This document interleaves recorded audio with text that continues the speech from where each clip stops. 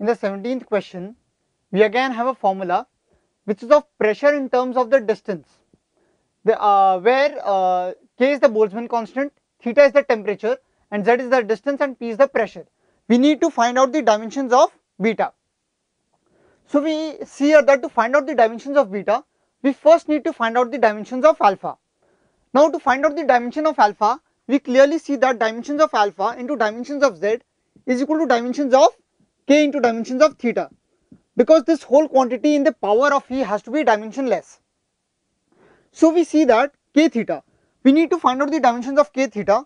In finding out the dimensions of K theta, we first find out where do we find something like K theta.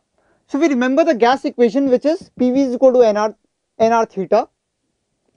Now R is equal to K into Na. So we write this here to get PV is equal to N K into Na into theta. Now N into Na is a constant, it is dimensionless basically, into K theta. So the dimensions of K theta becomes equal to the dimensions of PV. Now we know also by the kinetic theory of gases that PV is equal to 1 by 3 mn u bar square.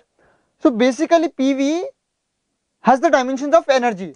So the dimensions of PV becomes ml2 t minus 2. You can also remember this in the future that the dimensions of PV is equal to dimensions of energy. So the dimensions of PV becomes ml2 t minus 2, and that is also equal to the dimensions of alpha Z. So the dimensions of alpha becomes ml2 t minus 2 divided by m0 l1 t0, that is equal to ml, this is minus 2, this becomes mlt minus 2. Now we need to find out the dimensions of pressure. We need to find out the dimensions of beta. Dimensions of pressure is equal to dimensions of alpha upon dimensions of beta. So the dimensions of beta is equal to dimensions of alpha upon dimensions of pressure.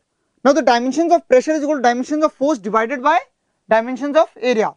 So we can write this as dimensions of force into dimensions of area in the numerator. So we feed in the values here to get dimensions of alpha. We found out as mlt minus 2 into m0 l2 t0 upon ml t minus 2, which was the dimension of force, which we remember.